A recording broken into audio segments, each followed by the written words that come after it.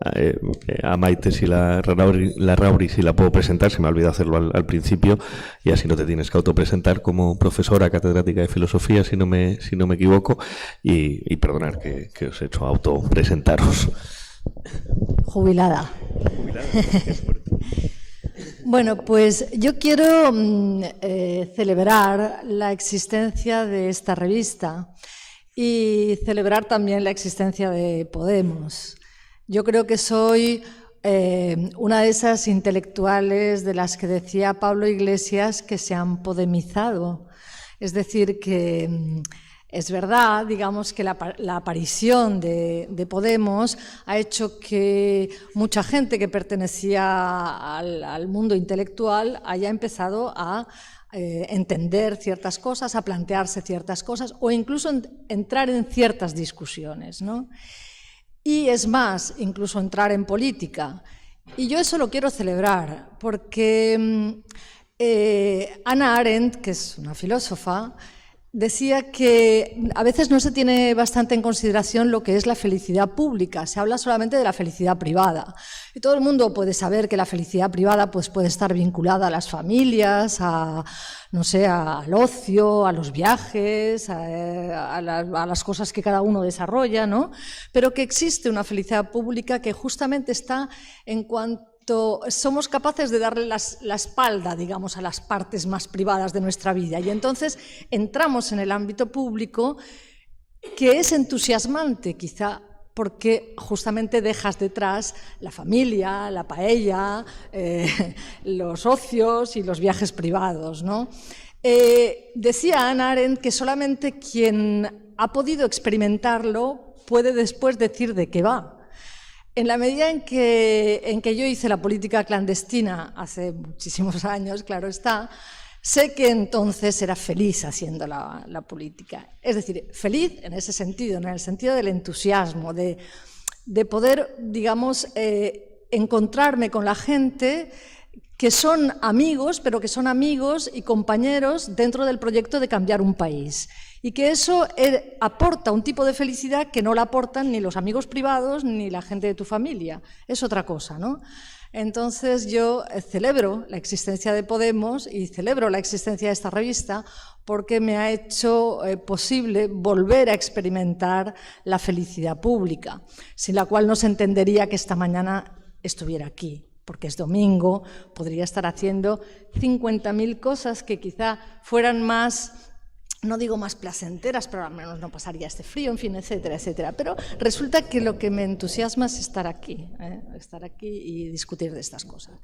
Bien, dicho eso, yo pienso que la circular es un instrumento para pensar, pero quiero hacer una reflexión sobre el pensar y decir que pensar no es tener una ideología. Yo sé que en España la palabra ideología no está cargada negativamente y yo casi le propondría a Nico el reto de hacer que en el argumentario de Podemos empiece a aparecer la palabra ideología como aparece en otros países, por ejemplo en Italia o en Francia, como una palabra peyorativa, porque la ideología es lo propio de una iglesia, la ideología es lo propio de una doctrina y pensar es otra cosa. Pongo un ejemplo, o sea, tener una ideología es compartir ciertas cosas. Yo entiendo el trabajo que ha presentado antes Nico, me parecía excelente. Hay un argumentario y ese argumentario hay que compartirlo. Y probablemente eso sí que puede ser colectivo, el argumentario puede ser colectivo. Pero el pensamiento no puede ser colectivo, porque el pensamiento es de cada uno de nosotros, de cada uno de nosotras. Quiere decir, tenemos que rehacer mentalmente de la A a la Z un recorrido si queremos apropiarnos de algo. Y por eso pensar es darle a la lavadora en solitario. Entonces, pienso que esta revista es una llamada justamente a darle la lavadora, no a proporcionar un argumentario que me parece absolutamente perfecto que se haga, pero no puede ser eso, ¿no? De forma que, leyendo, por ejemplo, el artículo de Íñigo Errejón que hay en en esta revista, ¿no? Dice en un momento determinado que sería deseable, con todo esto de los círculos, los grupos deportivos, las asociaciones, etcétera, etcétera, crear una especie de país dentro del país, dice, o una especie de pertenencia, o sea, que Podemos pudiera ofrecer a mucha gente la posibilidad de una pertenencia a algo. Yo pienso que eso es verdad. Pero lo planteo como problema. La pertenencia tiene un problema. La pertenencia tiene el problema de la repetición de la ideología. O sea, tiene el problema de la Iglesia, tiene el problema de una religión. Y hay que combatirlo, ¿eh? Yo os voy a poner un ejemplo que conocí hace mucho tiempo. El Partido Comunista Italiano era verdaderamente un país dentro de un país. Eso sí, si algo lo era, desde luego lo eran ellos, ¿no? Porque constituían, digamos, una enorme cantidad de gente que a lo mejor no se sentían tanto italianos como comunistas italianos. Es curioso, ¿no? O sea, no hacían una pertenencia al país, sino que hacían una pertenencia al partido. Pues bien, en Bolonia, en la ocasión en la que se discutía si el Partido Comunista Italiano tenía que apoyar la iniciativa de las feministas a favor del divorcio, porque había sido una iniciativa de las feministas italianas, una mujer de una cierta edad se levantó, cogió el micrófono y dijo: yo estoy casada desde hace 40 años, pero si el partido me lo pide, divorcio. Eso es ideología, ¿vale? Entonces, yo pienso que una cosa, ya digo, insisto, son los argumentarios fundamentales.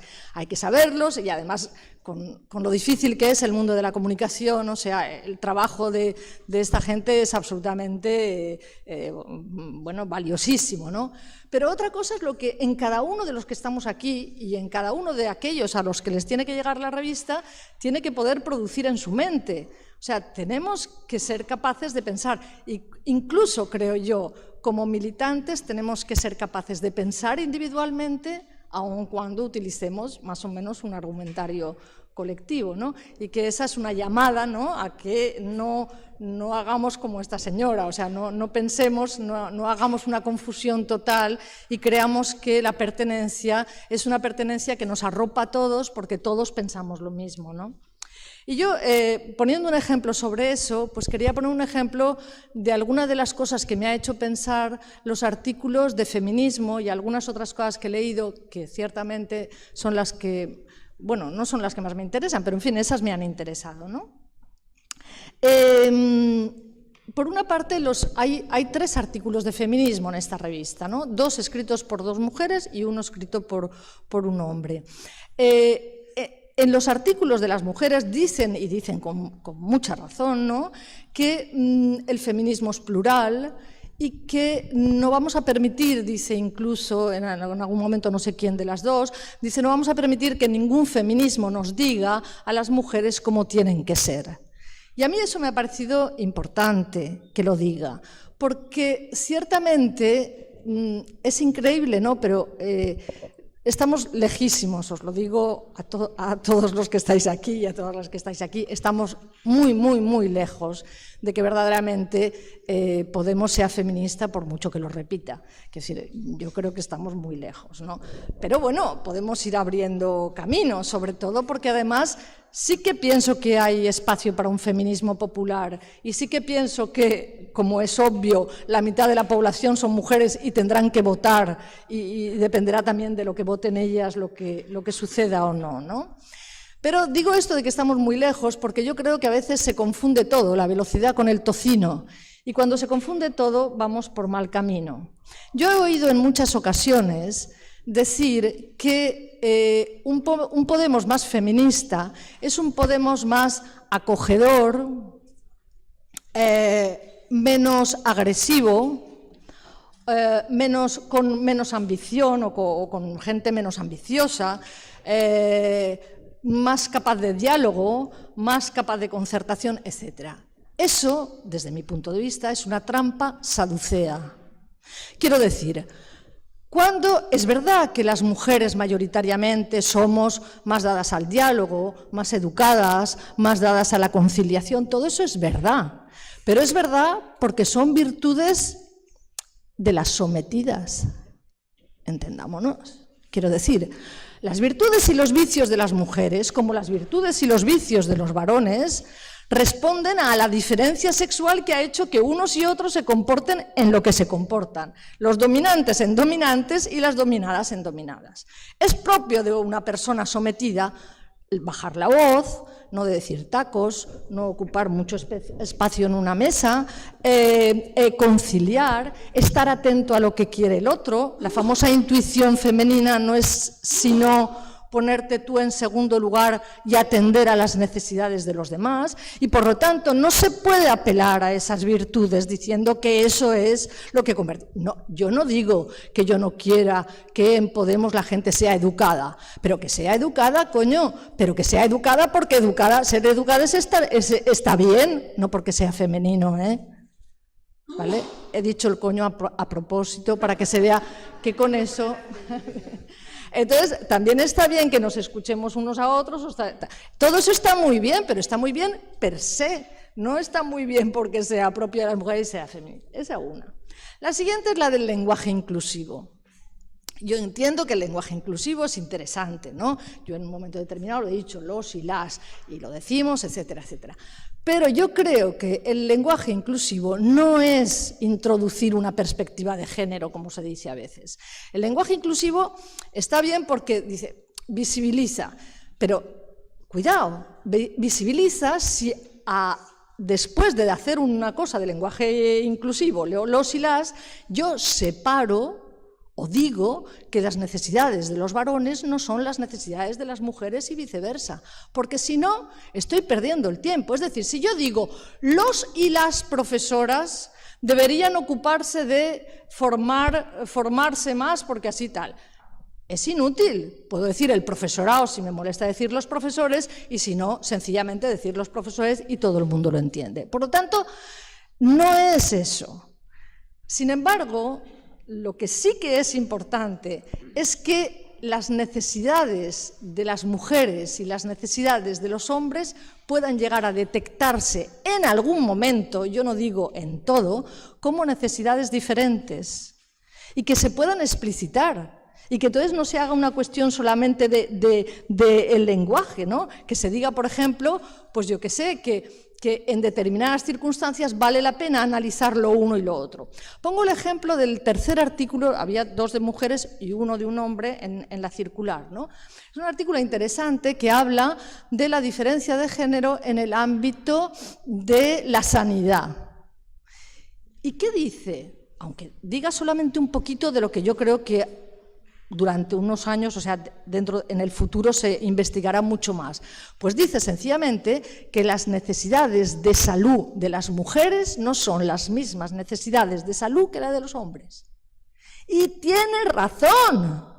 No se ha investigado suficientemente. Es como lo de las medicinas, o sea, las medicinas cuando se testan, cuando se comprueban con una población masculina o indiferentemente con mujeres, y no se sabe, por ejemplo, nada. Ahí es una cuestión fisiológica y que nos damos perfectamente cuenta, pero es una cosa que tenemos que tener presente. Tenemos que tener presente que no es verdad, que no es lo mismo, y que por lo tanto, como dice el chico que escribe este artículo, dice es que resulta paradójico que, por ejemplo, cuando se habla de la sintomatología del infarto de miocardio, se diga que la sintomatología de las mujeres es una sintomatología atípica. Se dice atípica porque la sintomatología típica es la del varón, es la que se ha estudiado. Demonios, pues habrá que estudiar la sintomatología atípica de las mujeres, ¿no? Y como eso, un montón de cosas más. Ese ejemplo es muy visible, lo he querido poner, supongo que es más fácil, hay otros que son más complicados. Pero yo el otro día en una discusión que tuvimos aquí, ¿no? Yo lo que decía es que deberíamos pensar que lo que hay que hacer es, cada vez que se hace una propuesta, cada vez que se hace una campaña, cada vez que se lanza una iniciativa, pensar que si esa iniciativa afecta por igual a los hombres y a las mujeres. Si es que sí, no hay nada que decir. Pero si es que no, hay que ponerlo de relieve. Y para eso las mujeres somos las que, en primer lugar, tenemos que ponernos a hacerlo. Digo yo en primer lugar porque porque creo que la visión es difícil por parte de todos, pero por parte de las mujeres resulta hasta paradójico que no seamos capaces, pero no lo somos, ¿eh? Las mujeres no somos capaces de ver nuestras propias necesidades, justamente porque como sometidas siempre hemos puesto la necesidad del otro por delante. Y nos ha costado decir, eso es lo que queremos. Yo cierro, he puesto un ejemplo, lo he puesto millones de veces, pero dejadme que lo ponga una vez más, ¿no? Aludiendo a una película, a la película de Ken Loach, Yo, Daniel Blake. Hay una famosísima escena, tremenda escena, donde la mujer que necesita ayuda por parte del banco de alimentos acude al banco de alimentos. Es una escena tremenda porque ella se pone a comer allí como una loca porque le ha dado de comer a sus hijos, etc. Es una película que yo creo que todo militante de Podemos debería ver. Se llama Yo, Daniel Blake, de Ken Loach. Y entonces hay dos ancianitas encantadoras, ¿no?, que acompañan a esta chica y que le van diciendo qué cosas puede ir cogiendo del banco de alimentos. Y entonces le dicen, puedes coger productos sanitarios, ¿no? Y ella dice, ¿hay compresas? Y le contestan, no. Vale. Yo he ido a los bancos de alimentos estas Navidades y no hay compresas. ¿Cómo es que las mujeres que organizan el banco, porque seguro que son mujeres las que organizan el banco de alimentos, no han pensado en las compresas? No han pensado en las compresas porque han dicho, no, arroz, pasta, azúcar, que son las necesidades de todos. Compresas es solo de la mitad de la población, y ni siquiera de toda la población, yo no las necesito, ¿vale? Bien, pues tenemos que pensar en las necesidades de las mujeres, de lo contrario las cosas no cambiarán, ¿eh? Y un último apunte, cuando se habla de hacer, lo he oído aquí, cursos para hombres que quieran ser feministas dentro de Podemos. Yo no sé, yo no lo voy a hacer, desde luego. Yo creo que es un esfuerzo, es perder un poco energías con la cantidad de cosas que hay que hacer. No porque yo no crea eso, sino porque creo que los cambios vienen sobrevenidos por las necesidades materiales también. Si aquí hay varones que me estáis escuchando y que estáis entendiendo lo que digo y que ya no sois como mi padre ni como mi abuelo, no es porque habéis ido a una escuela en la que os han convencido ideológicamente otra vez de que no deberíais pensar estas cosas, sino porque las mujeres hemos cambiado en 3 aspectos. Somos más educadas que hace 100 años, ganamos dinero y tenemos una independencia económica y controlamos la maternidad. Lo demás son tonterías. Y si queréis entender de dónde viene la violencia contra las mujeres, manejad esas 3 cosas. La violencia contra las mujeres viene porque las mujeres pueden ser independientes, controlan la maternidad, dicen un hijo si yo quiero, por lo menos pueden decirlo, y son más educadas. Entonces, caminemos en esa vía y vosotros ya os iréis apuntando al carro, que es lo que tiene que pasar. Bueno, todo esto es solamente para decir una cosa. Estas cosas son apasionante discutirlas, apasionante hablar de ellas, apasionante reflexionar. Y leer es una manera privada, individual, de reflexionar. Así que ánimo.